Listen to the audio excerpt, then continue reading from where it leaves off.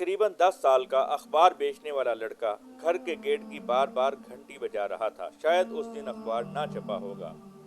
मालकन बाहर आई और पूछा, क्या है? बच्चा कहने लगा, आंटी जी, क्या मैं आपके बाग की साफ सफाई कर दूं? मालकन, नहीं, हमें नहीं करवानी।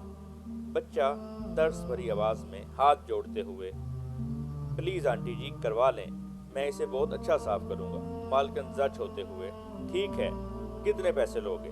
बच्चा, पैसे नहीं चाहिए आंटी, आप खाना दे दें। तो मालकन कहती है, ठीक है, कर दो। सोचने लगी, लगता है लड़का गरीब है, भूखा है, पहले इसे खाना दे देती हूँ।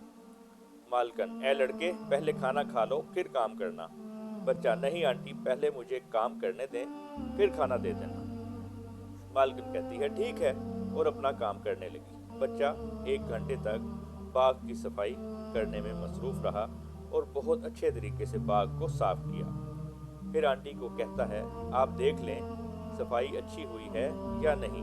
मालकन, ओ वाह, तुमने तो बहुत अच्छी सफाई की है, गमले भी अच्छे से रख दिए हैं, बैठो मैं खाना लाती हूँ। जैसे ही मालकन इसे खाना देने लगी, बच्चे ने प्लास्टिक के थैले निकाले और उसमें खाना रखने लगा।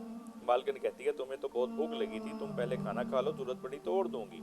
बच्चा कहता है, नहीं आंटी, मेरी अम्मी बीमार हैं, घर पर हैं, सरकारी हॉस्पिटल से दवाई ले आई हैं, लेकिन डॉक्टर ने कहा है कि दवाई खाली पेट ना देना, ये खाना मैं अपनी माँ के लिए ले जा रहा हूँ। मालकिन ये सुनकर रो पड़ी और अपने आंसू साफ करने में मसरूफ हो गई और बच्चे को कहती है कि ऐसा करो, मैं खाना तैयार करती हूँ तो तुम यहाँ पर खा लेना, और तुम्हारी वालदा के लिए मैं तुम्हारे साथ लेकर जाऊंगी।